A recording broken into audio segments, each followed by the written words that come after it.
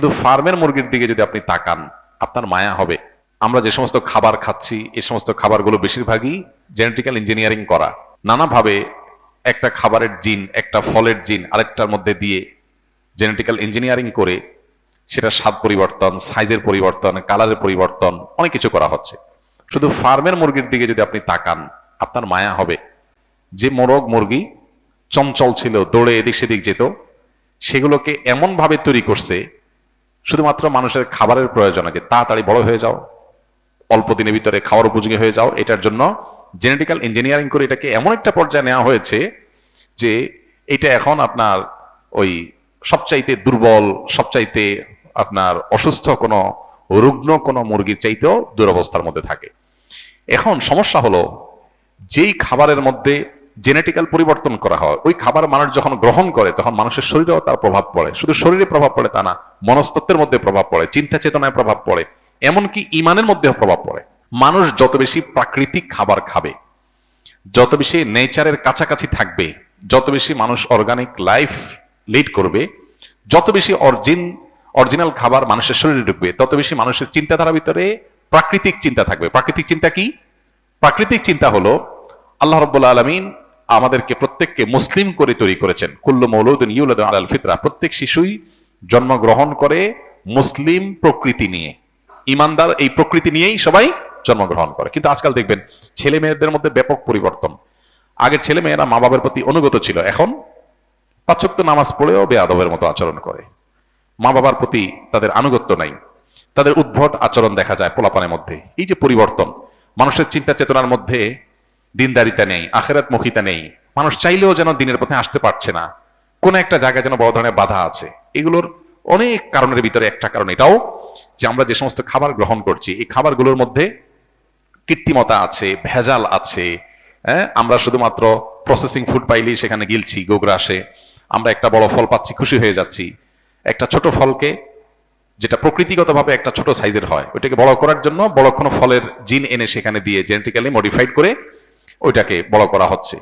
আমরা তো খুশি হয়ে যাচ্ছি, অনেক বড় ফল খাচ্ছি, কিন্তু এই জিনগত পরিবর্তন যে ফুডের মধ্যে করা হয়েছে ওটা যখন আমরা আমাদের শরীরে গ্রহণ করছি তখন আমাদের শরীরের মধ্যেও সেটার পরিবর্তন ঘটছে, মনস্তত্ত্বের মধ্যে পরিবর্তন ঘটছে, মানুষের মধ্যে দেখেন বিকৃত চিন্তা আসছে।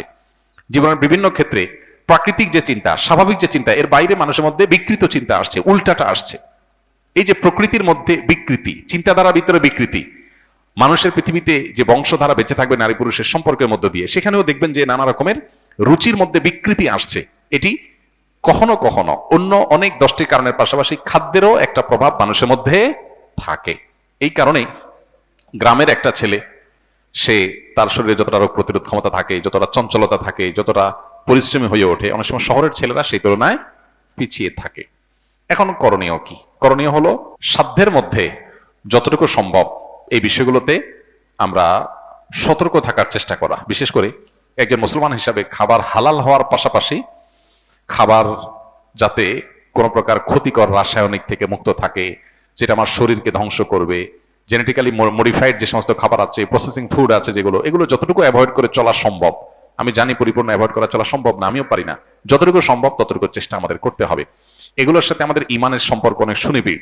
শুধু হালাল না, খাবার যতটা ফ্রেশ হবে, ভেজাল মুক্ত হবে, আমরা ততটা সুস্থ থাকবো শারীরিকভাবেও মানসিকভাবেও, এবং ইমানও তত বেশি পরিপুষ্ট হবে। এগুলোর সাথে ইমানের অত্যন্ত সুনিবিড় সম্পর্ক আছে।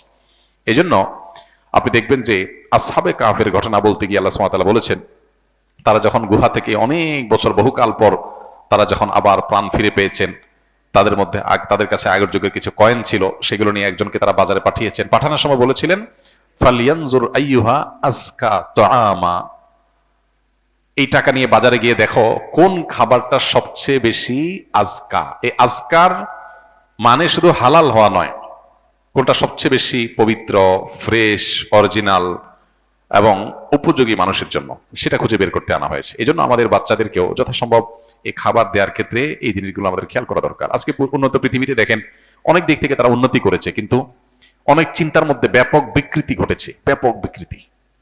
যেমন সমকামিতা, এটা অনেকের রুচিতে এখন আসছে, যেটা মানুষের প্রকৃতি বিরুদ্ধ, যেটা ছিল না মানুষের মধ্যে, বাই নেচার এটা ছিল না, এটা ছিল রোগের মতো রোগী হিসাবে কিছু মানুষের মধ্যে, এখন এটা অনেকটা স্বাভাবিক হয়ে যাচ্ছে মানুষের মধ্যে। সৃষ্টিগতভাবে প্রত্যেকটা মানুষ জন্মগতভাবে হাদিসের বর্ণনা অনুযায়ী আল্লাহর প্রতি বিশ্বাসী হয়ে বড়ে উঠবে, অথচ এখন হচ্ছে উল্টা। মানুষ বিশ্বাসী মানুষের মধ্যেও সন্দেহ সংশয় সৃষ্টি হচ্ছে, তার মধ্যে বিভ্রান্তি তৈরি হচ্ছে। এগুলো কিন্তু অনেক সময় খাদ্যের প্রভাব হয়ে থাকে। আমি শুধু খাদ্যের কথাই বলছি না, আর অনেক কারণ আছে, খাদ্যের একটা বড় প্রভাব এখানে থাকে। তো এই জন্য এই বিষয়টা খুবই গুরুত্বপূর্ণ। আমরা হয়তো অনেকে বলবো যে আজ পৃথিবীতে মানুষের যে সংখ্যা, যে পপুলেশন, এখানে যদি এভাবে জেনেটিক্যাল ইঞ্জিনিয়ারিং না করা হয়, হাইব্রিড খাবার উৎপাদন করা না হয়, অমুকটা তমুকটা যদি না হয়, তাহলে সেক্ষেত্রে মানুষ তো না খেয়ে মারা যাবে, বা এত খাবার কোথায় পাবে? দেখুন, অল্প খাবারেও যখন বরকত থাকে, কল্যাণ থাকে, তখন সে অল্প খাবারটা অনেক সময় অকল্যাণের অনেক খাবারের চাইতে উত্তম হয়। কল্যাণের অল্প খাবার অকল্যাণের অনেক খাবারের চাইতে কি হয়? উত্তম হয়। অতএব আজকের এই পৃথিবীতে আমাদের মুসলমানদের এই বিষয়গুলো নিয়ে ভাবতে হবে। বিশেষ করে খাদ্য গ্রহণের ক্ষেত্রে, লাইফস্টাইলের ক্ষেত্রে যতটা স্বাভাবিক জীবনযাপন, যতটা প্রাকৃতিক জীবনযাপন করা যায়, বিশেষ করে খাদ্যের ক্ষেত্রে আল্লাহ তাআলা আমাদেরকে সেই তৌফিক দান করুন। এর সুফল যে আমরা পাবো সেটা বলার অপেক্ষা রাখে না।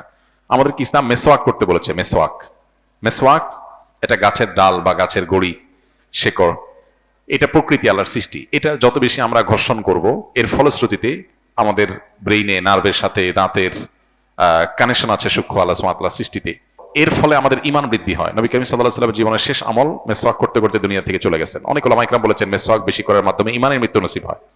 এর বিপরীতে আমরা নানাবিধ উপায়ে আমাদের দাঁত পরিষ্কার করতে পারি, সেগুলো নিষেধ না, শরীয়তে হারাম না, কিন্তু ভেতরগতভাবে আমাদেরকে যদি উপকার পৌঁছানোর ব্যাপারটা যদি আমরা খেয়াল করি বা চিন্তা করি, তাহলে দেখব যে মেসওয়াকের মধ্যে বিশেষ বিশেষ কিছু স্পেশাল উপকারিতা আছে, যেগুলো অন্য যে টুলগুলো আছে দাঁত পরিষ্কার সেগুলোতে নেই।